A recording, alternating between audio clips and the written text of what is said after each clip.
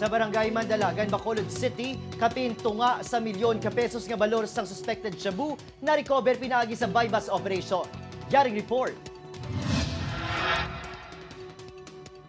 Insakto na lang nagkuribong kag nanago ang mga ginapasuni drug personalities nga sanday Mary Grace Bonza, J. Marhequito, Rona Grace Laluyan kag Seth Andrew Mendoza samtang yara sila sa selda. Nakuha sa grupo ang kapintunga sa milyon ka pesos nga balor sa ginapatian shabu.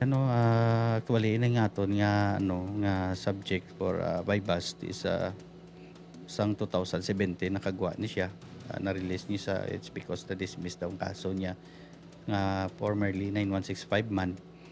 So nag-re-engage ini. So kung mag-re-engage ka maging high value target kan.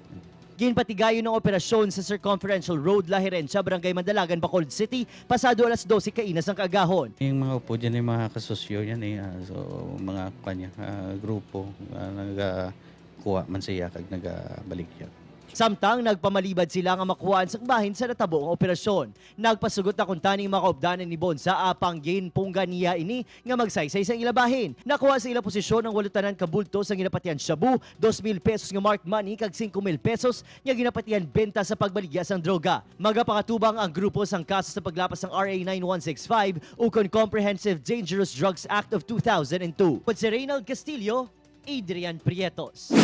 1 Western Visayas. Sa Barangay 2, Bacolod City, lalaki na dakpan kag nakuhaan sang 33 sarang kasashay sang ginapatihan shabu sa isa ka bypass operation sang kapulisan.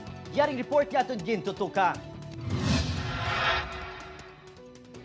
Diri sa Police Station 2, nagbisita ang dalaga nga ini agod bisitahon ang iyang nobyo nga napreso sa adlaw sang tagipusoon. Ang iyang nobyo nahunong sa custodial facility matapos nakuhaan sang 33 tanan kasasay sang ginapatihan shabu. Tuno na lang Tuno na lang. Hindi man ta paningwala kaya rin naman sa sulod mo.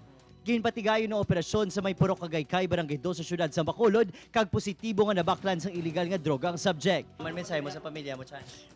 O mabulig lang.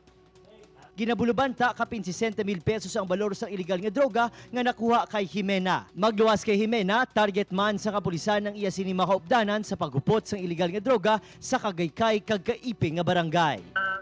Dati na siya nga taga-barangay kung galing na lang tayo sila resident na takuling. Pero despite sa transfer nila sa resident, ang ligasigi sa Japon nga baligya sa Japon area, buti nga may connection sa mga drug personalities na Japon nga subject ng taton nga drug operation. Si Reynald Castillo, Adrian Prietos. 1 Western Visayas.